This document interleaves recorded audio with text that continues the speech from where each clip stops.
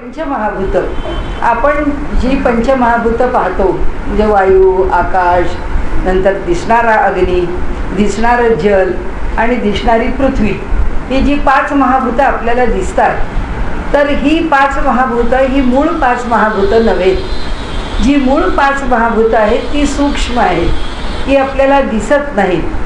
त्यानंतर त्या महाभूतांना तन्मात्र म्हणावं का, तर तसं पण म्हटलेलं नाही आहे. त्यांना तन्मात्र म्हटलेलं नाही आहे, त्यांचे गुण सांगितले. ते गुण म्हणजे तन्मात्र आहे. पण ही जी मूळ म्हणजे पाच महाभूतं आहेत, तर ह्या मूळ महाभूतांचं दर्शन ज्याला घडेल त्यालाच कळेल की ते महाभूत कसं आहे, ते कुठे आहे. तर पुन्हा एक घोटाळा, तुला कंटाळा आला तरी एक आमचा ऐकायला कंटाळा नाही का गमतीने म्हणते. तर नाही, ती म्हणाली अगं 3-3 दिवस चाललंय आपलं, आता हे संपलं, बरं झालं. तर तिथे मुळामध्ये परमात्मा, त्या परमात्म्यामध्ये मूळ माया आहे. त्या मूळ मायेचा जग निर्माण करणाऱ्या मायेशी संबंध नाही. ह्या दोन माया वेगळ्या आहेत हे पूर्णपणे लक्षात. ज्याचं तत्त्वज्ञान वाचतो त्याच्याच बाजूने आपल्याला पुढे चालायचं आहे.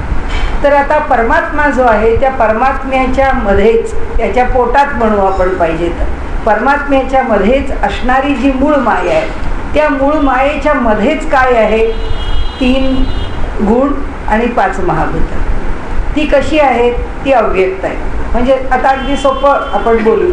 एक परमात्मा, तो परमात्मा जेव्हा म्हणतो तेव्हा त्याच्याकडे सामर्थ्य काय, तर जे व्यक्ततेला आलं नाही पण तो जे व्यक्त करू शकणार आहे किंवा व्यक्त होऊ शकणार आहे, असं अष्टधा प्रकृतीचं रूप ते त्याच्यामध्ये आहेच अंतर्भूत. ते काही प्रकट झालं नाही. आता ते प्रकट केव्हा होणार, ज्याला आपण नेहमी माया म्हणतो, ती माया जेव्हा प्रकट होणार तेव्हा ते अष्टधा प्रकृतीचं रूप प्रकट होणार. म्हणजे ती माया म्हणजेच अष्टधा प्रकृती, हे आपण आता लक्षात ठेवायचं. आणि त्या मायेपासून ह्या सगळ्या जगाचा विस्तार होतो. म्हणजे माया 2 प्रकारांनी मांडली तर कुठल्याही ग्रंथात वाचताना गडबड नाही करून घ्यायची. ती माया जी अव्यक्त माया आहे ती मूळ माया आहे, आणि जी व्यक्त माया आहे, जी हे जग निर्माण करणार आहे, ती माया. आणि मग त्या मायेपासून 5 महाभूत आहेत, मग त्रिगुण आहेत. आम्ही ज्याला त्रिगुण म्हणतो ते त्रिगुण आहेत. आम्ही ज्याला 5 महाभूत म्हणतो ती महाभूत आहे. तिच्या पोटात म्हणजे परमात्म्याच्या ठिकाणी असणाऱ्या मूळ मायेच्या जवळ ती 5 महाभूतं कशी आहेत, ती अव्यक्त दशेला आहेत आणि ती मूळ दशेमध्ये, ती मूळ स्थितीत आहे. हे असं त्याचं रूप नाही आहे. हा वारा आम्हाला जसा जाणवतो, हे अग्नी जसा जाणवतो, पृथ्वी जशी जाणवते, तसं ते मूळचं रूप नाही. त्या पंचमहाभूतांचं मूळचं रूप काय आहे आपल्याला माहीत नाही. ते त्रिगुण सत्व, रज आणि तम तिथे साम्यावस्थेला आहे. म्हणजे ते कोणत्या रूपात आहे आपल्याला माहीत नाही. आपल्याला का माहीत नाही, कारण ते अव्यक्त आहेत म्हणून. त्या मूळ मायेच्या ठिकाणी प्रकृती अव्यक्त आहे. ती प्रकृती व्यक्त केव्हा होते, जेव्हा माया जन्माला येते. तेव्हा माया जन्माला आली की त्या मायेपासून हे गुण पण व्यक्त होतात आणि त्या मायेपासून 5 महाभूतं पण व्यक्त होतात. आता पहिल्यांदा आपल्याला त्यांनी तेच सांगितलं, श्रीराम, मागील आशंकेचे मूळ आता होईल प्रांजळ.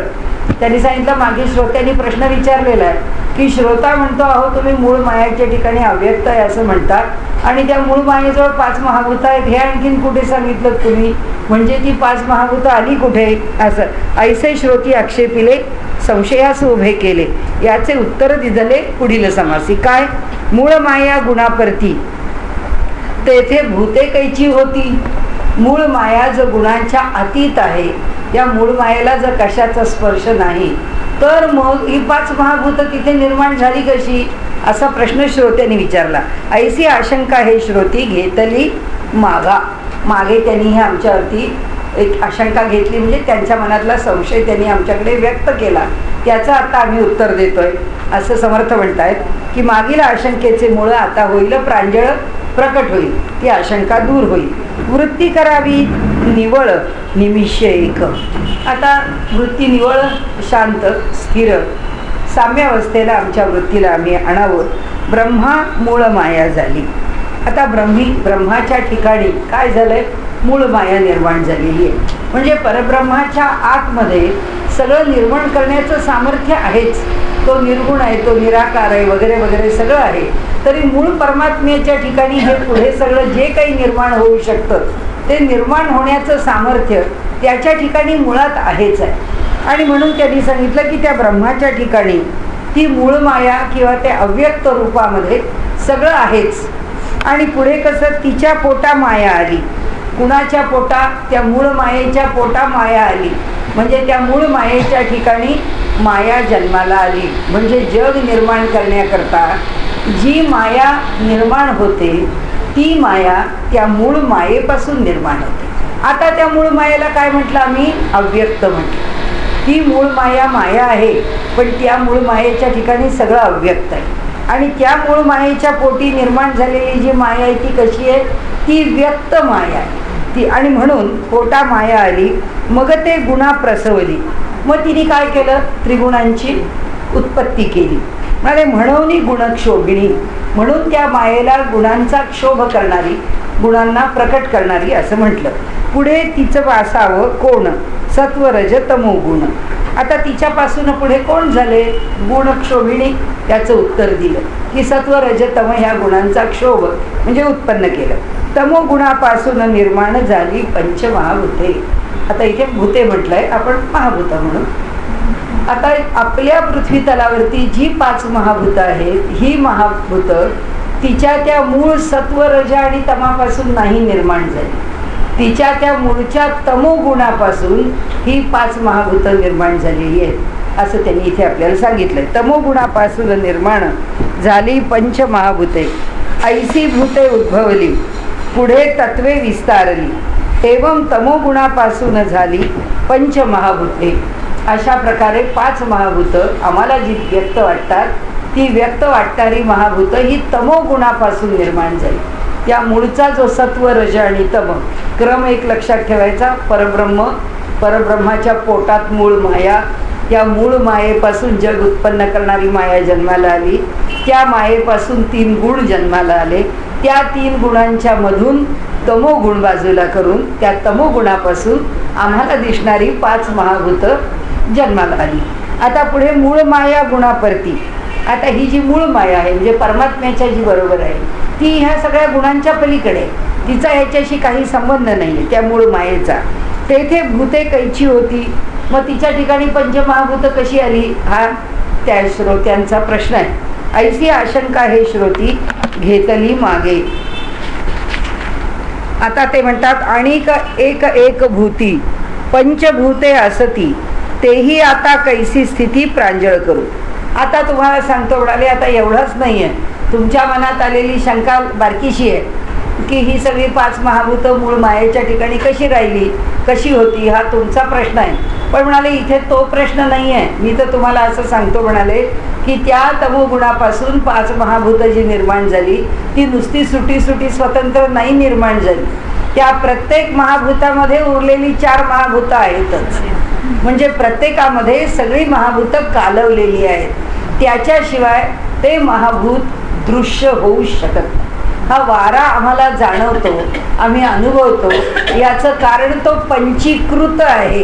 पंचीकृत याचा अर्थ त्या सगळ्यांचं एकत्र कालवण झालेलं आहे, ते कालवली गेलेली आहे. आणि त्यामुळे त्या कालवल्या गेल्यामुळे निर्माण झालेलं जे महाभूत आहे पुढे त्याचा विस्तार आहे, त्यामुळे इथे घ्यायची आवश्यकता नाही. पण आकाश महाभूत प्राधान्याने आहे आणि बाकीची कमी आहे. वायू महाभूतात वायू प्राधान्याने आहे, बाकीची कमी आहे. तसंच तेज, तसंच आप आणि तसंच पृथ्वी. आता ते म्हणाले आणि एक एक भूती पंचभूते असती. प्रत्येक भूत मात्र म्हणजे प्रत्येक पंच महाभूतातलं महाभूत याच्यामध्ये उरलेली 4 महाभूत आहेत. तेही आता कैसी स्थिती प्रांजळ करू, प्रांजळ करू, प्रकट करू, स्पष्ट करू. सूक्ष्मदृष्टीचे कौतुक, मूळ माया पंचभूतिक, श्रोती विमळ विवेक केला पाहिजे. आता म्हणाले तुम्हाला सांगतो मी की तुमच्या दृष्टी सूक्ष्म करा. याचा अर्थ सूक्ष्मतेने ह्या विषयाकडे पाहायला लागा. कसं पहा, तर ही जी मूळ माया आहे त्या मूळ मायेमध्ये 5 महाभूत समाविष्ट आहेतच. श्रोती विमळ विवेक केला पाहिजे. तर श्रोत्यांनी आता विवेक केला पाहिजे, म्हणजे आता विचार केला पाहिजे की ते स्वरूप नेमकं काय आहे, ती महाभूतं कोणत्या रूपात आहेत. आधी भूते ती जाणावी, रूपे कैसी ओळखावी, मग शोधून पाहावी सूक्ष्मदृष्टी. आता त्यांनी आम्हाला होमवर्क दिला. त्यांनी आम्हाला असं सांगितलं आहे की आधी भूते ती जाणावी, आधी 5 महाभूतं जाणून घ्या. तुमच्या पद्धतीने तुम्ही त्याला काय जे ठरवायचं आहे, कसं समजायचं आहे त्याची व्याख्या करा, नाही तर त्याचा बोध करून घ्या. ज्या तऱ्हेने समजून घ्यायचं आहे त्या तऱ्हेने आधी 5 महाभूतं जाणून घ्या. रूपे कैसे ओळखावी. मग आता या ठिकाणची वस्तू आहे, ही वस्तू पृथ्वी तत्वाची आहे का जलतत्वाची आहे का वायुतत्वाची आहे, ती कशी ओळखायची हे ओळखण्याचं आधी चिंतन करा. म्हणून मग रूपे कैसी ओळखावी, ती कशी ओळखायची ते मग ते शोधून पाहावी सूक्ष्मदृष्टी. त्याचे निकष पहा आणि मग ते शोधा. आता निकष काय आहेत तर ते म्हणतात मी वानगी दाखल तुम्हाला देतो, काही निकष तुमच्या पुढे मांडतो की ज्या निकषावरून तुम्हाला समजेल की प्रत्येक महाभूत आपण कसं समजून घ्यायचं. तर ते म्हणतात की ओळखी नाही अंतरी, ते ओळखावी कोणे परी, म्हणून भूतांची ओळखी चतुरी नावेक परिसावी. म्हणाले आपल्याला जर अंतरंगामध्ये त्याची जर ओळख नसेल किंवा आपल्याला जर ते माहीत नसेल तर आम्ही एकदम काय ओळखणार. कुणी व्यक्तीच जर आपल्याला काय आहे, तिचं नाव काय, ती कुठून आली, कशाकरता आली, आपल्याला काहीच माहिती नाही तर कुणी सांगितलं ओळखा भाऊ हे कोण आहे, तुम्ही ओळखलत का.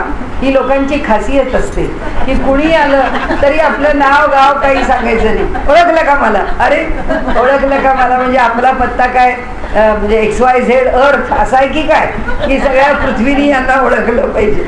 पण माणूस असं बोलतो, तसं ते म्हणतात की हे महाभूत म्हणजे काय कुठूनही ओळखता येणार आहे की काय, तसं होणार नाही. म्हणाले मी तुम्हाला ज्याची ओळखी अंतरी नाही त्याला भेटल्यावर आम्हाला ओळखता येणार नाही. म्हणून जे जे जड आणि कठीण, आता सांगतो म्हणाले कसं आहे ते, जे जे जड आहे ज्याला वजन आलं आहे आणि जे जे कठीण आहे प्रत्येकाला वजन आहे. म्हणजे ह्या पृथ्वी तलावरचं फिजिक्स जे आहे ते फिजिक्स सांगितलं आहे खरं म्हणजे आता समर्थांनी. ते म्हणतात जे जे जड आणि कठीण ते ते पृथ्वीचे लक्षण. कोणत्याही पदार्थाला जेव्हा वजन येतं, वजनरहित पदार्थच नाही आपल्या पृथ्वीवरती, त्याचं कितीही कमी असेल पण वजन आहेच. त्या ॲटमला सुद्धा वजन आहे, त्या इलेक्ट्रॉनला सुद्धा आहे, त्या प्रोटॉनला सुद्धा आहे. त्यामुळे वजनाशिवाय वस्तू नाही, वजनरहित वस्तू नाही. आणि म्हणून ते म्हणाले ते ते पृथ्वीचे लक्षण. त्यामुळे ह्या पृथ्वी तलावरच्या प्रत्येक वस्तूला काय काय आहे, जडत्व आणि कठीणत्व आहे. त्याला जडत्वाचा अर्थ व्यवहारात आपण वजन म्हणू, आणि कठीणत्व म्हणजे पकडून ठेवण्याचं सामर्थ्य. जसा कापूस आहे आपल्याला बघायला विरळ वाटतं आणि लोखंड आहे आपल्याला बघायला सॉलिड म्हणजे घनरूप आहे असं वाटतं. पण कापूस तो सुद्धा विरळ आहे लोखंडाच्या मानाने, पण कापसाच्या मध्ये सुद्धा एका कणाला दुसरा कण जो धरून ठेवलेला आहे ते जे धरून ठेवणं आहे ते पृथ्वीचं जडत्व आहे. आणि ते आहे म्हणून कापसाचे कितीही आम्ही अगदी असा पिंजून काढला तरी सुद्धा कणाला कण चिकटला. कापसाचा एक कण दुसऱ्या कणापासून अंतराने लांब असेल पण तो एकमेकांना धरून आहे. म्हणजे अगदी फिजिक्सच्या भाषेत बोलायचं तर 2 ॲटममधला किंवा 2 कणांमधला जो बाइंडिंग फोर्स आहे त्या दोघांना बांधून ठेवणारी जी शक्ती आहे ती शक्ती म्हणजे पृथ्वी तत्व. त्या पृथ्वी तत्वामुळे 2 वस्तू एकमेकांना धरून राहतात. आमचे 2 हात आहेत शरीराला धरून का राहिलेत, कारण हे पृथ्वी तत्वाचं आहे म्हणून. नाही तर हा हात वेगळा फिरायला गेला असता, हा हात वेगळा फिरायला केव्हा तरी जोडले असते, नाही तर नसते जोडले, काय माहिती. कारण पकडून कुणी कुणाला ठेवायचं, शरीर तरी पकडून कसं राहिलं नसतं. पृथ्वी तत्व आहे म्हणून आहे. आता त्यांचं म्हणणं असं की मृद आणि ओलेपण तितुके आप. ज्याला मऊपण आहे, ज्याला कोवळेपण आहे, ज्याला आपण नाजूकपण म्हणू, की फूल आहे फुलाच्या ठिकाणी अगदी नाजूकता आहे. कमळाची पाकळी तर अगदी नाजूक असते, ब्रह्मकमळाची त्याहून पाकळी नाजूक असते. तर हे जे त्याचं मृदूपण आहे ते त्याच्यातला जलाचा अंश आहे. आणि म्हणून आपण विषय लांबवायचा नाही कारण आपल्याला समाज संपवायचा आहे. म्हणून आपल्याकडे भक्ती ही जी आहे ती रसरूप आहे. कारण अंतःकरण प्रवाहित व्हायला पाहिजे आणि प्रवाहित होणं हा जलाचा गुणधर्म आहे. आणि प्रवाहित होणारं अंतःकरण फार कोवळं आहे, फार मृदू आहे, ते लोण्याहून पण मऊ आहे. आणि म्हणून संत म्हणतात, मऊ मेणाहून आम्ही विष्णुदास, कठीण वज्रासी भेदवायचे. तर म्हणाले दोन्ही गुणधर्म आमच्याकडे आहेत. का? कारण आम्ही पंचमहाभूतांनी बनलेले आहोत म्हणून आमच्याकडे मृदुता पण आहे आणि आमच्याकडे काठिण्य पण आहे. आता हे झालं इथे आपाचा गुणधर्म झाला. जे जे उष्ण आणि सतेज, कुणाच्याही चेहऱ्यावरचं जे तेज आहे, कुणाच्याही ठिकाणी, म्हणजे आता एखादं जास्वंदीचं फूल आहे पण त्याचा रंग असा खुलून येतो. काही काही फुलं जास्वंदीची खूप मोठी आहेत आकाराने, पण त्या फुलाला निस्तेज पण असतं. म्हणजे असं जांभळट रंगाचं फूल आहे पण त्या फुलाला काही फारसं सौंदर्य नाही. नाही तर साधं लाल रंगाचं तांबडं भडक फूल जास्वंदीचं जर बघितलं तरीसुद्धा त्या रंगाला एक तेज आहे, त्याला जो उठाव आहे, ती जी खुलावट आहे, ती सगळी खुलावट ही त्या तेज तत्वाची. कोणाही वस्तूच्या वरती येणारं तेज. आपण म्हणतो मुलगी तरतरीत आहे, मुलगी स्मार्ट आहे, असं हे जे आहे तर तो स्मार्टनेस काय आहे, ते तेज आहे. त्याच्यामधल्या तेजाचं प्रकटीकरण, विद्वत्ता खूप असेल पण चेहऱ्यावरती ती असेलच असं नाही, कळेलच असं नाही, प्रत्येकाच्या ठिकाणी तेज प्रकट होईलच असं नाही. ते ते जाणावे पै तेज, आता वायो ही सहज निरोधी झेल. आता म्हणाले तसंच वायूच्या बद्दल सांगतो. आणि आता वायो ही सहज निरोधी झेल. आता म्हणाले वायूच्या बद्दल सुद्धा सांगता येईल की जो कशातून निर्माण होतो असं म्हणाल तर अडसरानी, निरोधानी. अडसर एखाद्याला अडकवणं, अटकाव करणं, त्याच्यातून वायूचं स्वरूप कळतं. म्हणजे वारा अडवून धरतो, हा त्याचा गुणधर्म आहे. चैतन्य आणि चंचळ तो हा वायोची केवळ. ज्याच्या ठिकाणी चैतन्य आहे याचा अर्थ उघड आहे की जिवंतपणा आहे. एखादं चित्र काढलं तरीसुद्धा आपण म्हणतो चित्र अगदी जिवंत आहे. म्हणजे त्याच्या ठिकाणी प्रत्यक्ष चैतन्य नाही आहे व्यक्तीचं, पण त्या कलेला चैतन्य आलेलं आहे, निर्माण झालेलं आहे. ते चैतन्य आणि चंचल. माणसाच्या ठिकाणी विलक्षण हालचाल करण्याची कुवत आणि प्रत्येक हालचालीमध्ये एक प्रकारची लगबग किंवा गती ही सगळी त्या वायूची आहे. एखादा माणूस काम करत असं तर ढीला हळूहळू हळूहळू करेल, एखादा माणूस झटपट काम करून मोकळा होईल आणि त्यामुळे त्याच्या ठिकाणी ती वायूची गती आहे. तो हा वायूची केवळ. शून्य आकाश निश्चळ आकाश जाणावे. आता आकाशाच्या बरोबर काय आहे? आकाश केवळ शून्य आहे. शून्य याचा अर्थ उदासीन आहे, त्यात निर्माण काही होत नाही, वेगळं काही दिसत नाही, ते निश्चळ आहे, ते हलत नाही. हा त्याचा सगळ्यात मोठा गुण आहे. आमच्या देहामध्ये सुद्धा ज्या सगळ्या पोकळ्या आहेत त्या आकाशाच्या आहेत. त्या तशा पोकळ्या नसत्या तर हा देह आतमध्ये सुद्धा स्थिर राहिला नसता. म्हणजे आतमध्ये सगळी एक एक संस्था वेगळी आहे की नाही. पोटच आहे आपलं, पण त्या पोटामध्ये म्हणजे यकृत आहे, प्लीहा आहे, पाणथरी आहे, आपली सगळी पचन संस्था आहे, आपली उत्सर्जन संस्था आहे. त्या सगळ्या जरी त्या पोटात सामावलेल्या आहेत तरी प्रत्येकाची जागा ठरलेली आहे आणि त्या त्या जागेवरती त्या स्थिर आहेत. त्या आज इथे होत्या म्हणजे डॉक्टरला पोट तपासायचं की तो तिथेच तपास की आता पोट बरोबर आहे की नाही बघायला. एके दिवशी बघू आज तुमचं पोट पाठीकडे गेलंय का, तर पाठ पाहतो. असं काही होत नाही. आपले प्रत्येक अवयव जिथल्या तिथे का आहे ही स्थिती स्थापकत्व. त्या स्थितीला स्थापन करणं हे काम आकाशाचं आहे की ती वस्तू तशी ठेवतं.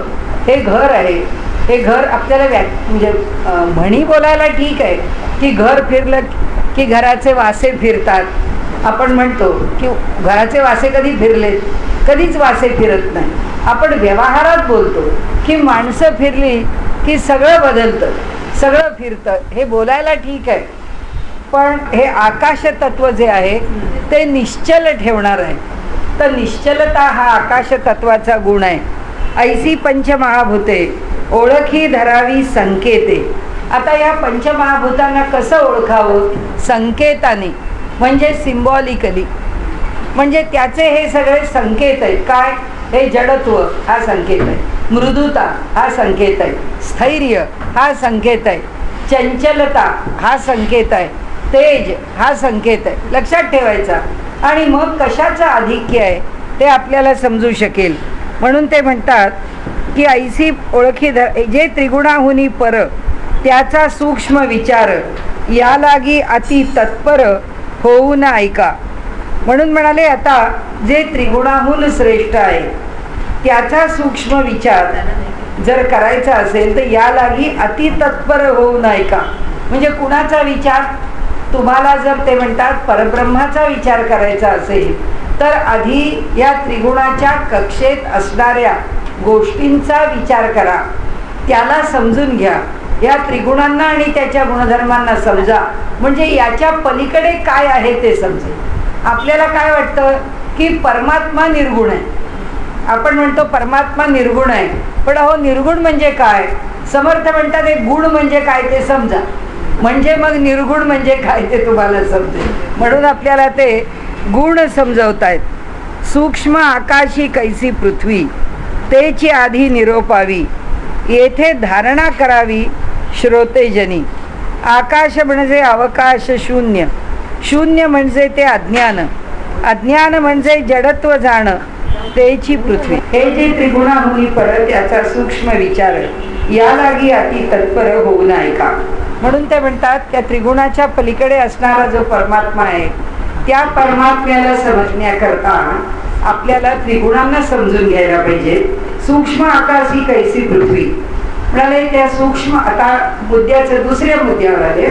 आता ते सांगतायत मी तुम्हाला जो विषय सांगतोय तो तुम्हाला दिसता आहे या पंचमहाभूताचा विषय सांगत नाही. त्यांचं आपल्याला परोपरीने सांगणं आहे की तुम्हाला जो विषय सांगतो तो या पंचमहाभूताचा विषय नाही, सूक्ष्म पंचमहाभूत आहेत. सांगताहेत आपल्याला जो विषय तो सूक्ष्म महाभूतांचा सांगतायत. आपण पाहतो आहे ही महाभूतं आपण विसरायची. ही पृथ्वीच्या पोटात जी महाभूतं आहेत त्याच्याविषयी ते सांगतायत. तर म्हणाले सूक्ष्म आकाशी कैसी पृथ्वी. आता वर आम्हाला काय सांगितलं? वर आम्हाला व्यापक महाभूत सांगितलं, म्हणजे एक जनरल सामान्य त्यांनी नियम सांगितला. सामान्य नियमामध्ये ते आमच्याशी बोलले की हे कठीण असतं, हे मृदू असतं, हे तेजस्वी दिसतं, हे चंचल असतं, आकाश सगळं व्यापक असतं, सगळ्याला व्यापून घेतं. आता ते सांगतात आता विषय बदलला, आता वरचं लक्षात ठेवून खालचं लक्षात नाही ठेवायचं, आता वेगळ्या विषयाकडे जायचं. आता सूक्ष्म आकाश आहे, त्या सूक्ष्म आकाशात पृथ्वी नाही. म्हणजे हे प्रत्येक महाभूत सूक्ष्म पातळीवर वेगळं वेगळं आहे. ते आता कालवलेलं नाही आहे, ते एकत्र झालेलं नाही आहे. तेची आधी निरोपावी, येणे धारणा करावी धरावी श्रोतेजनी. आता म्हणाले वेगळं वेगळं तुम्हाला एक सांगतो. काय तर आकाश म्हणजे अवकाश शून्य. आकाश म्हणजे काय आहे तर केवळ अवकाश म्हणजे पोकळी, तिथे काहीही सामावण्याची ताकद असणारं असं स्वरूप. आकाश म्हणजे अवकाश शून्य. शून्य म्हणजे ते अज्ञान. शून्य का तर काय आहे माहिती नाही.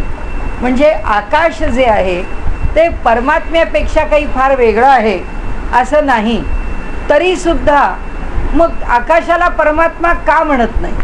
कारण ते निर्गुण आहे, ते निराकार आहे, ते व्यापक आहे, ते असीम आहे, ते अथांग आहे, त्याच्यावरती कशाचाही परिणाम होत नाही, असं उदासीन आहे. परमेश्वराचे सगळे गुण त्याच्याकडे आहेत. मग त्याच्याकडे नाही आहे कोणता गुण? त्याच्याकडे नसलेला गुण एकच आहे, तो म्हणजे परमात्म्यासारखं ते ज्ञानाने युक्त नाही आहे किंवा ते चैतन्याने युक्त नाही आहे. ते जे अवकाश आहे म्हणून तिथे शून्य का म्हटलं त्याला? कारण अज्ञान आहे म्हणून शून्य म्हटलं. तर ते म्हणाले शून्य म्हणजे ते अज्ञान, अज्ञान म्हणजे जडत्व जाणं, तेची पृथ्वी. आता त्यांनी सांगायला सुरुवात केली. आता काय सांगतात की आता म्हणाले आता ही एक ओळ जी घेतली होती ती ओळ पण आता सोडून द्यायची. आता दुसरा विषय घेतला. म्हणजे मगाशी पहिल्यांदा जे सांगितलं ते जग कसं निर्माण होतं हा मुद्दा सांगितला. तो सांगून झाल्यानंतर ही 5 महाभूतं आहेत, ही 5 महाभूतं एकमेकात समाविष्ट होतात हा मुद्दा सांगितला. एकमेकात समाविष्ट आहेत हे तुम्ही कसं समजणार, याकरता त्यांनी आपल्याला सांगितलं की प्रत्येक वस्तूमधला असणारा कठीणपणा, प्रत्येक वस्तूची मृदुता, प्रत्येक वस्तूचं तेज, त्याचं नाजूकपण किंवा त्याची कोळीक आणि त्याचं व्यापकपण हे लक्षात घेतलं की असं समजा की ती वस्तू कोणत्या तत्वाची आहे. प्राधान्याने अमुक एक तत्व आहे आणि बाकीची तत्व अशी अशी आहेत. म्हणजे जलतत्व त्या तत्वापेक्षा पाठोपाठ तितकंच आहे. म्हणजे कोणताही एक पदार्थ, आता समजा इथलं एक वाटी घेतली तर ती वाटी काय आहे, पृथ्वी तत्वाचं प्रतीक आहे. कारण सगळ्यात जड अंश जास्त आहे तिच्यामध्ये. जल अंश तिच्यामध्ये का आहे, कारण त्या धातूला स्पर्श केल्यानंतर त्याची एक मृदुता जाणवते, त्याचं एक कोवळेपण जाणवतं. त्याच्यातलं ते वायुतत्व आहे. तो धातू वाटीच्या रूपाने व्यापून राहिला आहे. आपल्याला कल्पना करता येत नाही, जर का व्यापून राहणं ही जर त्याची स्थिती नसती तर त्यांनी वाटीचा आकार धारणच केला नसता. तो आकार धारण केला याचं कारण असं की त्याला व्यापता येत आहे. यांनी काय ठरवलं, या मापाचं ते वाटी करायची. कुणी सांगितलं नाही आम्हाला एवढी वाटी पाहिजे, तर त्या मापाची वाटी करायला त्यांनी तितकं व्यापलं पाहिजे ना. तर आपण सांगतो की बाबा तुम्ही आम्हाला एवढंच सोनं दिलं आहे आणि तुम्ही सांगता या सोन्याची वाटी करा, या सोन्याची एवढी वाटी चांगली होईल, पण एवढी वाटी म्हणजे ते पत्रा ठोकला तर पाहिजे, तो पत्रा ठोकून त्या वाटीचा आकार तर आला पाहिजे. म्हणजे तो आकार धारण करायला, तेवढा आकार धारण करायला तेवढं सोनं पुरेसं नाही, तर तुम्हाला पुष्कळ सोनं द्यायला पाहिजे, मग आम्ही एवढी वाटी करून देऊ तुम्हाला. म्हणजे ते धारण करणं, ते त्या आकारामध्ये टिकणं हे त्याचं आकाशतत्व आहे. आता म्हणाले त्याच्यामधलं जलतत्व पाहिलं, त्याची मृदुता, आणि त्याच्यातलं वायुतत्व जे आहे ते वायुतत्व ही त्याच्यातली चंचलता आहे. ती चंचलता कशी आहे की त्याच्या आतमधले जे काही कण आहेत, समजा सोन्याचे आहेत, लोखंडाचे आहेत, आपण स्टीलची वाटी केली तर स्टीलचा पत्रा ठोकला, तो ठोकताना तो ठोकून पसरला तर पाहिजे की नाही. तो ठोकून जेव्हा पसरतो याचा अर्थ त्या ठिकाणी त्या कणांना चांचल्य आहे, चंचलता आहे, गती आहे. चंचलता याचा अर्थ गती. ते गतिमान होतात म्हणून ते पुढे पुढे सरकतात. म्हणजे पत्रा ठोकत जातो, तो पत्रा पुढे पुढे जातो आणि पत्रा आकार धारण करतो, ते आकाश तत्व. कारण ते व्यापून राहतं. व्यापून राहणं आणि पसरणं या दोन गोष्टी मात्र एक नाही. तर पसरण्याला गती आहे आणि व्यापण्याला स्थिती आहे. हां, ती स्थिती आकाशाची आहे आणि गती वायूची आहे. म्हणजे असा आम्ही कोणताही पदार्थ पाहिला तर त्या पदार्थाचं आम्ही ॲनालिसिस करू शकतो, त्याचं आम्ही विघटन करून, त्याचं पृथक्करण करून आम्ही त्याला समजून घेऊ शकतो. आता ते समजणं सुरू आहे. ते समजणं कशाचं सुरू आहे, आता विषय बदलला. म्हणजे आता आपण कुठे आलो, मगाशी त्या गुणांचं हे उदाहरण घेतलं, ही वाटी, आणि या वाटीने त्यांनी दिलेले स्थूल गुण आपण त्याला अप्लाय केले. आपण त्याच्या ठिकाणी जेव्हा वापरले आणि त्या गुणांमधनं आपण असं दाखवलं की बाबा तुम्ही दिलेल्या 5 गुणातून आम्हाला असं सिद्ध करता आलं की या 5 गुणांनी हे युक्त आहे. विषय संपला. त्याच्या पुढचा विषय काय आला की परमात्मा जो आहे हा त्रिगुणाच्या पलीकडे आहे. त्यामुळे तुम्हाला आम्ही जे सगळे गुण शिकवतो आहोत, म्हणजे कुणाकरता सांगितलं त्यांनी, या भौतिकवाद्यांकरता सांगितलं की तुम्हाला जर असं वाटत असेल आम्ही विमान बनवू शकलो, आम्ही रॉकेट उडवू शकलो, ते म्हणतील त्यात काय विशेष केलं. तुम्ही त्या पंचमहाभूतांचे गुण वापरले, फक्त कसे वापरायचे ही तुमची बुद्धी आहे. पण ते वापरले म्हणजे तुम्ही ह्या सृष्टीचे निर्माते नाही झाले. या सृष्टीचा निर्माता आहे तो काही या पंचमहाभूतांच्या गुणांमध्ये अडकलेला नाही आहे, तो याच्या पलीकडे आहे. मग तो याच्या पलीकडे कसा आहे, त्याचं स्वरूप काय असावं हे जर तुम्हाला कळून घ्यायचं असेल तर ते आपल्याला असं सांगतात, मग तुम्हाला आधी हे त्रिगुणात्मक जग कळलं पाहिजे की ह्याच्यातलं काय नाशवंत आहे. कारण आता हे कळायला लागलं की गुण कसे नाशवंत आहे हे कळतं. गुण कळले की पंचमहाभूत कशी नाशवंत आहेत आपल्याला कळतात. आपल्या घरात आणलेली भाजी, उन्हाळ्यात आणलेली कोथिंबीर आणून जर 4 तास चुकून बाहेर राहिली तर ती वापरण्याच्या लायकीची राहत नाही. म्हणजे त्याच्यामध्ये शिर्यते, नाश होतोच, ते खराब होतच जातं. हा त्याचा गुणच आहे. नाश होणं हा त्याचा गुणधर्म आहे. परमात्म्याचा हा गुणधर्म आहे का? नाही. म्हणून पांचभौतिक तो नाही. तो पांचभौतिक कसा नाही हे कळण्याकरता हे जग पांचभौतिक कसं आहे हे समजून घ्या, हा मुद्दा झाला. तो बाजूला टाकला. तो बाजूला टाकल्यावर ते म्हणाले की आता हे जे आकाश आहे ते सूक्ष्म आकाश कसं आहे, ती सूक्ष्म पृथ्वी कशी आहे हे जाणून घ्यायचा प्रयत्न करा. आता त्या सूक्ष्म आकाशाच्या ठिकाणी त्याची आधी निरूपावी, येथे धारणा धरावी श्रोतेजनी. आता त्याचं स्वरूप म्हणाले तुम्हाला सांगतो असं म्हणून आता आकाशाचं स्वरूप सांगायला लागले. आकाश म्हणजे अवकाश, शून्य. शून्य म्हणजे ते अज्ञान. म्हणजे आकाशाचा मूलभूत गुणधर्म काय आहे तो आधी समजून घ्या. म्हणा काय आहे? अवकाश म्हणजे व्यापकता, पोकळी, भरून राहणं, सामावून घेणं, कशालाही सामावून घेणं. आमच्या वाटीत आमटी राहिलीच नसती आकाश नसतं तर. वाटीत आकाश आहे म्हणून आम्ही बासुंदी घालतोय वाटीमध्ये. ते आकाश नसतं तर त्यांनी व्यापून घेतलंच नसतं. त्या वाटीच्या आत व्यापलंय का त्यांनी? म्हणून आपण विनोदानी का होईना आपण काय म्हणतो की जे बांधतो ते आमच्या घरात आम्ही राहतो असं म्हणतो, पण जे घर म्हणून बांधतो त्यात राहत नाही, आणि जे बांधत नाही त्यात मात्र आम्ही राहतो आणि त्याला आम्ही घर म्हणत नाही. घर म्हणजे हे बांधलं असं म्हणत नाही. आपण म्हणतो हे घर आम्ही बांधलं. बांधलं म्हणजे भिंती बांधल्या. ज्या बांधल्या त्यात कुठे राहतो? जे बांधलं त्यात राहत नाही. त्या बांधलेल्या नसलेल्या त्यांनी सीमित केलेल्या अवकाशात राहतो. अवकाश आम्हाला ठेवून घेऊ शकतं, भिंतीत आम्ही जाऊ शकत नाही. कारण का? तर भिंतीला अवकाश नाही. भिंतीच्या ठिकाणी अवकाश नसल्यामुळे त्या ठिकाणी ती भिंत आम्हाला सामावून घेऊ शकत नाही. म्हणून आता प्रत्येकाचा ते गुणधर्म सांगायला लागले की आकाश कसं आहे? शून्य आहे म्हणजे अज्ञान आहे. अज्ञान कशाचं आहे? त्याला काही कळत नाही. त्याला कळतंय का आकाशाला की मी या सगळ्यांना सामावून घेतोय? त्याला जर कळलं असतं की मी सगळ्यांना सामावून घेतोय आणि आपण त्याला त्रास देतो हे कळलं असतं तर आपल्या पुरतं आकाशाचं छप्पर खाली पडलं असतं आणि आपल्याला त्यांनी चांगलं जमीनदोस्त केलं असतं आणि त्यांनी आपल्याला त्रासात पाडलं असतं आकाशाने. पण आकाश आपल्याला त्रासात पाडतं का? कारण त्याला काही कळत नाही. जसं भिंतीला काही कळत नाही, जसं बटनाला काही कळत नाही. लहान मुलांनी बटन दाबलं तर ते बटन लागू नये आणि मोठ्यांनी दाबलं तरच ते बटन दाबल्यानंतर उजेड पडावा असं बटनाला कळतं का? त्याला नाही कळत. त्याला कुणीही बटन दाबलं तरीसुद्धा त्या दिव्याचा उजेड पडणार आहे. तसं आकाशाचं आहे.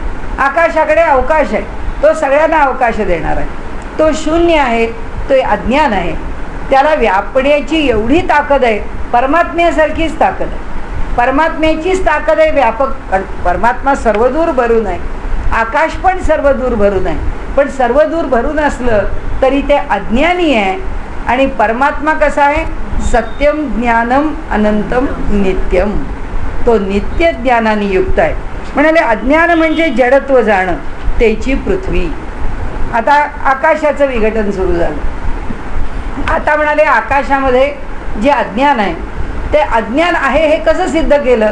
कारण काय आहे, शास्त्रामध्ये सगळं सिद्धच करावं लागतं. असं आम्हाला वाटलं ते अज्ञान आहे, तुम्हाला वाटलं मी तहा प्रमाण फक्त व्यवहारात आहे. व्यवहारात आपण आपलं प्रमाण देतो. व्यवहारात आपण म्हणतो नाही नाही मला असं वाटतं. आपण सरळ म्हणतो नाही, म्हणजे लोक म्हणतात की तुम्ही घरी पूजा करत नाही का? नाही नाही मला त्या पूजेबीजेचं काही वाटत नाही. कशाकरता पूजा करायची? माझा काही पूजेवर विश्वास नाही. मी आपली देव शक्ती मानते, पण हे असं देवाची पूजा बिजा घरात मांडणं हे काही मी मानत नाही. हे कोणतं प्रमाण आहे? हे स्वतः प्रमाण आहे. मला वाटतं हे एवढंच प्रमाण आहे. या प्रमाणाला शास्त्र आहे का? याला कोणत्याही प्रकारचा आधार आहे का? आधार काही नाही. मला वाटतं एवढं प्रमाण आहे. मी तहा किंवा स्वतः प्रमाण इथे चालत नाही. आता इथे आकाश जर अज्ञानी आहे तर त्या अज्ञानाचा गुणधर्म काय आहे? ते अज्ञान म्हणजे जड आहे. आता त्याचा गुणधर्म काय? त्याचा गुण कोणता? तर तम आहे. तमाच्या ठिकाणी जडत्व आहे, म्हणजे आकाशाच्या ठिकाणी जडत्व आहे. म्हणजे काय झालं? तमोगुणापासून ही जी 5 महाभूतं निर्माण झाली आमच्याकरता, त्यातल्या आकाशामध्ये सुद्धा हा पृथ्वी तत्वाचा जो जडता हा गुण आहे तो त्या तमोगुणामधून आलेला आहे. म्हणजे त्या तमोगुणाचं आधिक्य आहे म्हणून तो अज्ञानी आहे, म्हणून तो जड आहे. त्याची पृथ्वी. आकाश स्वय आहे मृद म्हणजे मऊ आहे. ते आकाश जर कठीण असतं तर सगळ्या बाजूनी टोचलं असतं आम्हाला. आम्ही आपले कुठूनही चाललो तर जसं झाडीतून चाललोय, बावळी आहेत, करवंदाचं जाळी आहे, तर सगळं अंगाला जसं सगळ्या बाजूनी टोचतं, कारण तिथे टोचण्याचा गुणधर्म त्या वेलीच आहे. आकाशाचा जर तसा असता, आकाश जर मऊ नसतं तर आपण असं इथून बाहेर पडलोच नसतो. आपण म्हटलं असतं यांच्या घरात जरा आकाश जास्त आहे हो, इथून बाहेर पडताना जास्त टोचतं, तर जरा सही सलामत बाहेर पडायला हा नाही हा मार्ग बरा आहे असं आपण शोधला असता. असं काही नाही, ते मृदूच आहे आणि त्यामुळे कुठूनही बाहेर पडणं आपल्याला सोपं का आहे, कारण त्याच्याकडे कोवळीक आहे म्हणून, मृदुता आहे म्हणून, कोमलता आहे म्हणून. आता हा त्याचा स्वय आहे मृद. त्याची ते कोणतं आहे आता बघा, मृदूपणा म्हणजे जल आहे, त्याची आहे आप स्वतः सिद्ध. आता तेज तेही विशद करून जाऊ, अज्ञाने भासला भास तोची तेजाचा प्रकाश. म्हणजे आकाश आम्हाला भासतं, आपण म्हणतो कसं निळ्या निळ्या आकाशात आहे, कुठे आकाशाला निळा रंग, पण आम्हाला ते निळं दिसतं का, तर भास आहे. तो भास कुणामुळे, तेजामुळे, कारण ते रूपाला दुसरे कशाने येऊच शकत नाही. जेव्हा कशाचंही रूप दिसतं त्याचाच अर्थ असा आहे की तिथे तेज आहे. म्हणजे आपण जसं म्हणतो तो मिस्टर हाईड होतो तेव्हा तो करतो काय, त्या मिस्टर हाईडनी त्याला तेजापासून लपवला, त्यामुळे तो आपल्यात वावरला तरीसुद्धा तो प्रकाशित होत नाही ना. म्हणजे ह्या सूर्याचा प्रकाश त्याच्यावर जरी पडला तरीसुद्धा त्या प्रकाशाने तो आम्हाला दिसत नाही, कारण त्याच्या ठिकाणी तेज तत्वाचा अभाव आहे. जे काही त्यांनी केमिकल घेतलं असेल त्याच्या उलट आपण पाहतो की प्रकाश पडला तर जे फ्लोरोसंट आहे ते अधिक चमकून येतं, आम्ही कुठे चमकतो. म्हणजे आमच्यावरती प्रकाश पडल्यावर आमच्या रंगापेक्षा काही वेगळा रंग चमकत नाही.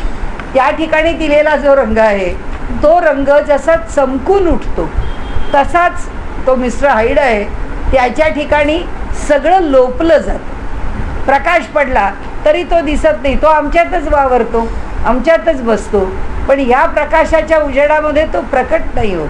कारण का, अग्नी हे महाभूत त्याच्याकडे नाही, त्यांनी ते अग्नी हे महाभूत दूर केलं म्हणून त्याचं रूप आम्हाला दिसत नाही. आता ते म्हणतात पुढे की आता तेज तेही विशद करून जाऊ, हे तेज झालं. अज्ञाने भासला भास तोची तेजाचा प्रकाश. आता पुन्हा आता तोच विषय परत आला. हे जग जे आहे ते सगळं अज्ञानातून निर्माण झालेलं आहे. परमात्म्याने ती जी माया आहे ते मूलभूत अज्ञान या ठिकाणी त्या जीवाकरता निर्माण केलं. एक पांघरुण घातलंय म्हणा या संबंध जगावरती, त्यांनी अज्ञानाचं किंवा अविद्येचं एक पांघरुण घातलंय. या जगामध्ये तारा तारा का दिसतो, नदी नदी का दिसते, आम्हाला जमीन जमीन का दिसते, उगवलेला वृक्ष वृक्ष का दिसतो. त्या वृक्षाची जेव्हा कथा सांगितली जाते की तो वृक्ष रडायला लागला, तो वृक्ष बोलायला लागला, त्या वृक्षाने असं म्हटलं, त्या वृक्षाने तसं सांगितलं. आपण म्हणतो वृक्ष कधी बोलतो का, वृक्ष काय सांगणार आहे, वृक्षाला काय अशी सांगायला भावना आहे का, त्याला काय तोंड आहे का, त्याला काय शब्द आहेत का, त्याला काय माणसासारखी बुद्धी आहे का, त्याला विचार आहे का. आपण म्हणतो आहे. आपण म्हणजे तत्वज्ञान म्हणतो ते सगळंच जर परमात्म्यापासून निर्माण झालं आहे तर त्या आकाशाला पण बुद्धी आहे, त्या आकाशाला पण विचार आहे, त्या आकाशाला पण भावभावना आहेत, तसंच त्या वृक्षाला पण भावभावना आहेत. त्याच्याही ठिकाणी हे सगळंच आहे जे जे आमच्या ठिकाणी आहे ते, पण आम्हाला ते कुठे दिसतं, आम्हाला का दिसत नाही. न दिसण्याचं कारण एकच आहे की आम्हाला अज्ञानाचा फक्त भास होतो. ही व्यक्ती अशी दिसते हे त्या व्यक्तीचं यथार्थ रूप नाही आहे, हे आमच्या अज्ञानातून दिसणारं भासमान रूप आहे. म्हणजे ते भास आहे.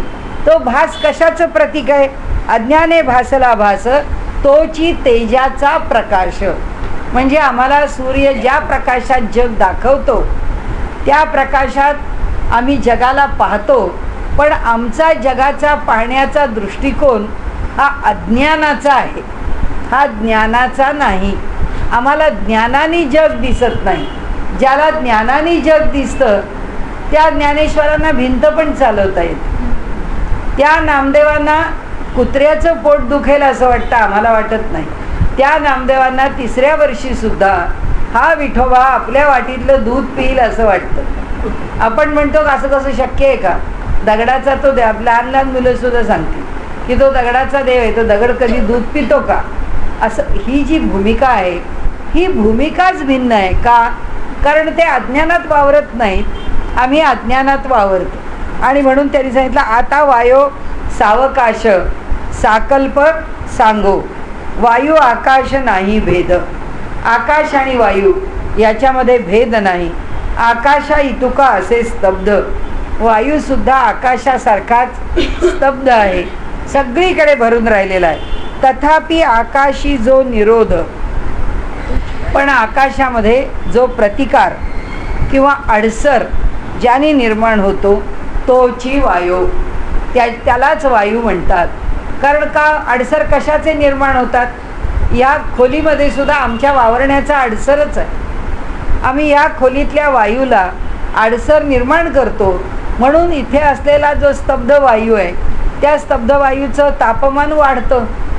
मग तो वायू फिरला पाहिजे म्हणून आपण 4-4 पंखे फिरवतो की त्या वायूला गतिमान करतो. का गतिमान करतो? कारण तो मूळचा स्तब्ध आहे, पण आलेल्या अडसरांमुळे तो गतिमान होतो. आणि त्या अडसराचं तर भूगोलाला कौतुक आहे. खारे वारे, मतलई वारे नैऋत्य दिशेकडनं आले की नाही, पाऊस पडणार की नाही, त्या तिथे महाबळेश्वरला अडवणार का लोणावळ्याला अडवणार, मग पाऊस पुण्यापर्यंत येणार का येणार नाही. म्हणजे अडवणारा जो कोणी आहे तो वाऱ्याला अडवतो, तो वाऱ्याला अडवतो म्हणून तो तिथे थांबतो. म्हणजे वारा हा प्रत्येक गोष्टीला अडसर घालणार आहे. म्हणून त्यांनी सांगितलं की अज्ञाने वायू आकाशा नाही भेद, आकाशा इतुका असे स्तब्ध, तथापि आकाशी जो निरोध तोची वायू. आकाशी आकाश मिसळले, हे तो नलगे की बोलले. आता आकाशामध्ये पृथ्वी सांगितली, आकाशामध्ये आप सांगितलं, आकाशामध्ये तेज सांगितलं, आकाशामध्ये वायू सांगितला. आता आकाशात आकाश काय सांगायचं? तो त्याचाच आहे एका गुणधर्माचा, तो त्यात मिसळला. वायोमध्ये पंचभूते, तेही ऐका एकचित्ते, बोली जेती ते समजते येथान्यये. हळू फुल तरी जड. अरे फुलाला काही वजन आहे का? आपण म्हणतो अगदी फुलासारखा हलका आहे, तरीसुद्धा मोगऱ्याच्या कळ्या मोजायला गेलो तर परवा 100 रुपये पावशे. म्हणजे मोजली जातेच ना कळी, कितीही हलकी असली तरीसुद्धा पुन्हा त्याला वजन आहेच. म्हणाले हळू फुल तरी जड, हळू वारा तरी निबिड. कितीही वारा पातळ असला तरीसुद्धा वाऱ्याला सुद्धा काहीतरी जडत्व आहेच. आणि त्यामुळे त्याचा तर आणखीन वेगळाच विषय आहे की त्याचा दाब आहे म्हणून तर आम्ही उभे आहोत. तेवढ्या वायूच्या दाबात तर आम्ही वावरतो, जे आपण अगदी शाळेतच शिकतो प्राथमिक, की हवेचा दाब आमच्यावरती किती आहे. त्याला दाब आहे म्हणजे वजन आहे, घनता आहे, दाब त्याच्याशिवाय निर्माणच होणार नाही. म्हणून वायू लागता कडाड मोडती झाडे. आणि त्याला वजन आहे, त्याला काही गती आहे, म्हणूनच झाडं मोडून पडतात. नाही तर म्हणाले झाडं कशी मोडली असती? ती मोडली नसती. म्हणाले तोले विण झाड मोडे. वजनाशिवाय मोडेल का? म्हणाले झाड वाऱ्याने काही वजनाने, त्याचं काही वजन आहे आणि ते वजन काही गतीने गेलं आहे म्हणून ते झाड मोडलं आहे. म्हणजे ऐसे हे काहीच न घडे, तोल तोची तये जडे पृथ्वीचा अंश. ती जी जडता आहे तो पृथ्वीचा अंश. वायूच्या मध्ये ती जडता आहेच, म्हणून ती चक्रीवादळं येतात. त्या वादळामध्ये अनेक वस्तूंचा, घरांचा, झाडांचा, काही आता जसे इलेक्ट्रिकचे पोल आहेत, रस्त्यावरच्या वस्तू आहेत, क्वचित जुनी झालेली घरं आहेत, सगळी मोडून पडतात. आपल्याला जसं बघायला मिळतं तसं ते म्हणतात इथे श्रोते आशंका घेती, तेथे कैची झाडे होती. आता अगदी मजेशीर आहे ही शंका. झाडे नव्हती तरी शक्ती कठीण रूप आहे. ते म्हणाले अहो जेव्हा पहिल्यांदा वारा उत्पन्न झाला त्यावेळी कुठे झाडं होती? तुमची झाडं ती पंचमहाभूत आणि बाकीच्या वस्तू निर्माण झाल्यावर झाडं निर्माण झाली. तुम्ही कुठे झाडं आणली म्हणाले तिथे? तर तेव्हा समर्थ म्हणतात अहो झाडं नव्हती तरी तिथे झाडं नव्हती, शक्ती कठीण रूप आहे. पण ही जी प्रकृती आहे ती प्रकृती शक्तीच कठीण आहे की नाही सांगा. म्हणाले शक्ती कधी कठीण रूपाने आहे तर शक्ती कधी फार कोमल रूपाने आहे. आपण व्रत करायला बसलो की आपल्या मनाची शक्ती कठीण आहे आणि रुक्मिणी नातवंडाला बघायला गेली की तिची शक्ती कोमल आहे. आहेच, त्या शक्तीचेच आविष्कार आहे की ती कोमलता शक्तीची आणि कठीणता शक्तीची दोन्ही प्रकट होती. कोमलता आहे तेव्हा त्याच्यामध्ये आपाचं प्राधान्य आहे, तेव्हा आप आधिक्याने आहे. आणि जेव्हा कठीणता अधिक आहे तेव्हा पृथ्वी तत्वाचं प्राधान्य बदलत जातं. पण काठिण्य आणि मृदुता हे दोन त्या ठिकाणी आपल्याला अनुभवाला येतात. म्हणून ते म्हणतात की इथे तोले इथे श्रोते वन्नी स्फुल्लिंग लहान तरी काही असे उष्ण. त्याकरता पुन्हा एकदा सांगितलं त्यांनी की म्हणाले ठिणग्या उडल्या आहेत. आता त्या ज्या ठिणग्या आहेत कितीही लहान असल्या तरीसुद्धा बारीक बारीक बारीक बारीक ठिणग्या जेव्हा अंगावर येतात, विशेषतः आपल्या लक्षात येईल की जो दगडी कोळसा असतो त्याच्या ज्या ठिणग्या आहेत त्या पटकन कळतात आपल्याला. चांगला अंगावर ते तडतड तडतड आलं तर ते भासतं. किंवा जर लोकरीचं स्वेटर असलं आणि पूर्वीच्या काळच्या त्या आगगाड्यांच्या इंजिनापासून निघालेलं सुद्धा हात ज्याचा बाहेर आहे त्याच्या लोकरीच्या स्वेटरला भोकंसुद्धा पडतात. इतक्या त्या ठिणग्या काहीतरी काम करू शकतात. ते म्हणाले किती लहान असलं तरी आहे ना काठिण्य, किती लहान असलं तरी आहे ना सामर्थ्य. तर काहीतरी असे उष्ण तैसे सूक्ष्मी जडपण सूक्ष्म रूपे.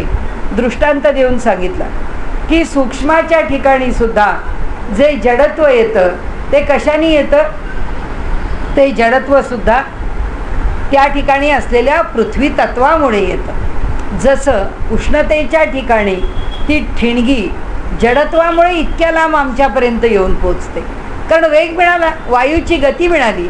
त्या इंजिनपासून निघालेल्या ठिणग्या वायूमुळे, आणि त्याला वायूला गती का मिळाली, आपण आत्ता म्हटलं तसं की इंजिन नावाचा अडसर आला, गाडी नावाचा अडसर आला, तिथला वायू स्तब्धच होता. पण गाडी जायला लागल्याबरोबर त्या वायूमध्ये सुरुवात झाली, काही ना काहीतरी तरंग उत्पन्न झाले की त्याला प्रवाह सुरू झाला. त्या प्रवाहाला गती आली, ज्या दिशेने गती आली त्या दिशेने ठिणग्या जायला लागल्या. आमचा डबा जर इंजिनपासून जवळ असेल तर त्या सगळ्या ठिणग्या आमच्याच कपड्यावर येऊन पडतील किंवा ते बारीक बारीक बारीक अंगावर येऊन ते कोळशाचे कण कण कण अंगावर पडायचे. पूर्वी गाडीमध्ये कपडे खराब व्हायचे खूप जेव्हा कोळशाची इंजिनं होती तेव्हा. म्हणजे त्यांचं म्हणणं असं की त्या बारीक ठिणगीमध्ये सुद्धा त्याचं अस्तित्व आहे. आणि ते सांगतात की मृतपणे तेची आप भास तेजाचे स्वरूप वायो तेथे चंचळ रूप सहजची आहे. हे वायूचं सांगून झालं की वायूमध्ये सुद्धा हे सगळं आहे. वायूमध्ये उष्णता आहे, ती उष्णता तो कशी वहन करतो हे आपण आता ठिणगीच्या रूपाने सांगितलं की वायू त्याच्या गतीने ते लांब लांब लांब घेऊन जातो, त्याच्या गतीने त्या ठिणगीचे परिणाम दाखवतो, त्याचं काठिण्य पृथ्वीचं दाखवतो, त्याची मृदुता त्याच्या वहनामध्ये आपल्याला जाणवते. अंगाला वारा लागतो, तो कठीण लागत नाही, स्पर्श मृदू लागतो. आता पुढे म्हणाले सकळास मिळवून आकाश सहजची आहे अवकाश पंचभूतांचे अंश वायोमध्ये निरोपिले. आता त्यांनी काय सांगितलं की म्हणाले कसं आहे बघा की हे 4 महाभूत वायूतली सांगितली. वायूतलं 5वं आकाश काय आहे. आता वायूला काही धर नाही आहे असं जर आम्ही म्हटलं की तो काय पकडणार आहे, तर म्हणाले तो काही पकडतो की नाही माहीत नाही, पण आकाश पकडतंय. आकाश सगळ्याला सामावून घेत आहे आणि म्हणून आकाशाने तिथे सामावून घेतलं आहे.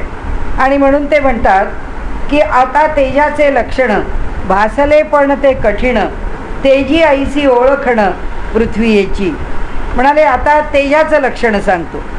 तेज भासतं आहे हे त्याचं जे कठीणपण आहे ती पृथ्वी. तेज भासतं म्हणजे अग्नीची ज्वाळा दिसते आहे, अग्नीची ज्वाळ दिसते, तिथे काय आहे त्या अग्नीतलं कठीणपण आहे. आपली इलेक्ट्रिसिटी तारेतून वाहते आहे, पण त्या तारेमधून वाहणाऱ्या इलेक्ट्रिसिटीमध्ये त्या पृथ्वी तत्वाचं तितकं आधिक्य नाही आहे, म्हणून ती वाहत असली तरीसुद्धा उष्णता उत्पन्न होते तेजाची, पण प्रकटीकरण अग्नीचं होत नाही. प्रकटीकरण अग्नीचं केव्हा होतं? जेव्हा शॉर्ट सर्किट होतं. ते अग्नी प्रकट होतो, पण तो शॉर्ट सर्किट झाल्यावर होतो. आत्ता वाहतो आहे तेव्हा नाही प्रकट होत. कारण का नाही होत? तेव्हा तेज तत्व एका विशिष्ट पद्धतीने बसवलेलं, आणि ते तसं बसवलेलं असल्यामुळे ते भासमान होत नाही. ते जेव्हा भासमान होईल तेव्हा परिस्थिती कठीण आहे, कारण त्यावेळी ते शॉर्ट सर्किट जळायला लागलेलं असेल. आणि म्हणून त्यांनी सांगितलं की भासले पण आहे ते काठिण्याचं प्रतीक आहे, आणि ते त्या तेजामध्ये असलेली ही जी कठीणता आहे हे पृथ्वी तत्वाचं रूप आहे. त्यातलं पृथ्वी मुळात त्यांनी आपल्याला सांगून ठेवलेले गुणधर्म आता प्रत्येकाच्या ठिकाणी अप्लाय करून सांगतायत. त्याचं त्या ठिकाणी कसा कसा उपयोग होतो किंवा कसं कसं ओळखावं त्याकरता सांगतायत आपल्याला. तर म्हणाले भासला भास वाटे मृद. जे बघायला मिळतं तेज तत्वाचं ते मृद म्हणजे कोवळं वाटतं. आता अग्नीचं कुंड पेटलेलं आहे, त्याच्यामध्ये पुष्कळ तूप पडतं आहे आणि अग्नीच्या ज्वाळा वर येत आहेत. त्या ज्वाळा काही कठीण दिसत नाही, त्या ज्वाळा मृदू असतात. तो जाळ आहे, आता मेणबत्ती आहे ती पेटवली आहे, त्या लहान मुलांची हौस असते ते त्याच्यात असं करतात. ती जी ज्योत आहे त्या ज्योतीला असं करतात. मग असं केलं तर ती ज्योत काही कडक लागत नाही, ती ज्योत मऊच लागते. म्हणजे तिच्या ठिकाणी असणारं हे जे कोवळेपण आहे ते कोवळेपण त्या तेज तत्वातलं आप आहे, म्हणजे जल आहे त्या तेज तत्वामधलं. म्हणाले तेची प्रसिद्ध तेजी तेज स्वतः सिद्ध सांगण्याची न लगे. तेजात तेज आहे हे काय सांगायचं? म्हणाले तेजी वायो तो चंचळ, तेजी आकाश निश्चळ. म्हणाले तेजी वायो तो चंचळ. जर चंचल वायू नसता तर त्या पदार्थातलं तेज प्रकट झालंच नसतं. आता तुम्ही बघा ती आरणी आणि मंथा घेऊन जेव्हा ते गरगर गरगर गरगर त्या रवीच्या मंथ्याने फिरवायला लागतात त्यावेळी ती उष्णता निर्माण होते. ते लाकूड जळायला लागतं, ते लाकूड काळं होतं, पण त्या लाकडामध्ये ठिणगी पडत नाही. आणि जेव्हा त्या ठिणगी पडत नाही असं गुरुजींना वाटतं, कारण ते काय करतात तिथे इष्टी करूनच त्या ठिकाणी या आरणी आणि मंथ्यांनीच तो मंत्राग्नी पेटवतात. तर तो अग्नी पेटवत असताना मग ते एका भोकामध्ये नाही झालं की ते पुन्हा दुसरं गरगर गरगर करून दुसरं भोक आणि पुन्हा पुन्हा पुन्हा पुन्हा फिरवतात. जेव्हा नुसतंच काळं होऊन धूर येतो असं वाटतं तेव्हा वारा घालतात. वारा का घालतात? कारण त्यातला अग्नी प्रकट व्हावा, त्यातलं तेज प्रकट व्हावं, त्यातली उष्णता प्रकट व्हावी. त्यातली उष्णता धुराने प्रकट होते, त्यातली उष्णता लाकूड तापून प्रकट होते, पण त्यातलं तेज नाही प्रकट होत. त्यातलं तेज जर प्रकट व्हायचं असेल तर ती ज्वाळा चालली पाहिजे, आणि ती जर ज्वाळा यायला पाहिजे असेल तर त्यातला वायूच पाहिजे. वायू म्हणजे काय? वायूची चंचलता. चंचलता म्हणजे हलणं. ते जोपर्यंत होत नाही तोपर्यंत ते लाकूड खालून पेटून येत नाही. ते पेटतं आणि पेटून जशी ज्योत तयार होते आणि मग त्याला हे घालतात वारा, आणि ताबडतोब त्याच्यावरती गोरी ठेवून लगेच पेटवून घेतात आणि मग त्यांचा अग्नी ते पुढे पेटवतात. पण म्हणजे याचा अर्थ असा झाला की तिथे वायू पाहिजे तर ती चंचल गती आहे. म्हणून म्हणाले कारण वायूची गती तेजी आकाश निश्चळ. आकाश ही तेजातली स्तब्धता आहे. नाही तर आम्ही देवापुढे लावलेली पणती आहे किंवा दिवा आहे, निरांजन आहे, ते जळलंच नसतं स्थिरपणाने. आपल्याला माहिती आहे नवरात्राचे दिवस आहेत, आपल्याकडे ते मोठे मोठे दिवे असतात. त्या दिव्यात एकदा तेल भरलं की पुन्हा 9 दिवस तेल भरावं लागत नाही, असं ते दिव्यांचं मापच आहे. की ते दिवे उलटा टाकतो ना तो दिवा, आणि खालून दिवा लावलेला असतो की तेल बरोबर त्याच्यात खाली येत असतं आणि तेल त्याला बरोबर मिळत राहतं. आपल्याला काय माहिती आहे, जोपर्यंत वाऱ्याशी दिवा ठेवलेला नाही आहे तोपर्यंत जेव्हा काजळ आणि वात आपण पाहत राहतो आहोत तोपर्यंत हा दिवा शांत होणार नाही. कुणाच्या जीवावर? आकाशाच्या जीवावर. कारण आकाश आहे, त्याच्याकडे स्थिती आहे, त्याच्याकडे स्तब्धता आहे. जी स्थिती दिली आहे त्या स्थितीत राहण्याचं सामर्थ्य आहे. म्हणून आपण म्हटलं आपल्या शरीरावरून लक्षात येतं की नाकाचा हा सेप्टम आहे जो आपल्याला 2 नाकपुड्यांना डिवाईड करतो. जर आकाशाच्यामुळे त्याला जर स्थैर्य नसतं आलं तर कधी इकडं कधी इकडे कसाही झुकला असता. म्हणजे आमचं नाक चोंतं तेव्हा श्वास घेता येत नाही असं होतं, पण सेप्टम इकडे पडला असं होत नाही. आमचं नाक जागेवर तसंच असतं, फक्त नाक एका बाजूनी चोंतं. आणि ज्या माणसाचं हे मधलं डिस्लोकेशन होतं आहे त्या ठिकाणी राहत नाही, त्याला ऑपरेशन करूनच ते सरळ करावं लागतं. कारण जेव्हा एका दिशेला जातं त्याचा फार त्रास होतो, की तसं एका नाकपुडीच्या श्वासावर तो राहू शकत नाही. त्या दोन्ही सारख्याच चालाव्याल. म्हणजे देवानी हे जग कसं निर्माण केलं आहे याचा जर बारीक बारीक विचार केला तर समर्थ म्हणतात माणसाकडे अहंकार राहणारच नाही, गळूनच जाणार आहे. कारण यातलं प्रत्येक त्यांनी सांभाळलं आहे आमचं प्रत्येक. म्हणजे मॅनमेड आम्हाला सांभाळता येत नाही आहे. मी तुम्हाला माझं सांगते ना, आता हल्ली मला जो त्रास होतो ना बघायला, एकदा झालं, दोनदा झालं, तीनदा झालं, चष्म्याचा नंबर काढला. आता मॅनमेड आहे की डोळ्याला काहीतरी त्रास होतो किंवा दोन डोळ्यांचा नंबर ते बरोबर कोऑर्डिनेशन त्या नंबरनी होत नाही. पण माणसाला काही एक्झॅक्ट नंबर काही लवकर काढून देता येत नाही. दर महिन्याला जा, नंबर काढा, बघा, चेक करा. पुन्हा वाचायला लागलं की अक्षर अशी होतात की मग ती पटकन कळत नाही. म्हणजे त्याचा म्हणजे माणसाला आपल्या हाताने साधं एखादं ऑपरेशन करायचं तरी एखादा दोष राहू शकतो. एखादं काही म्हणजे तो त्याच्या हाताने काही करताना असं आपण का म्हणतो? कारण विज्ञानानेच नियम सांगितला, efficiency is never equal to 1. कधीही कौशल्य हे माणसाच्या ठिकाणी 100% असत नाही. पण ईश्वराने मात्र ही सृष्टी 100% करेक्ट बनवलेली आहे. कशी बनवली असेल पहा. मला तेजी पंचभूते सकळ निरोगी.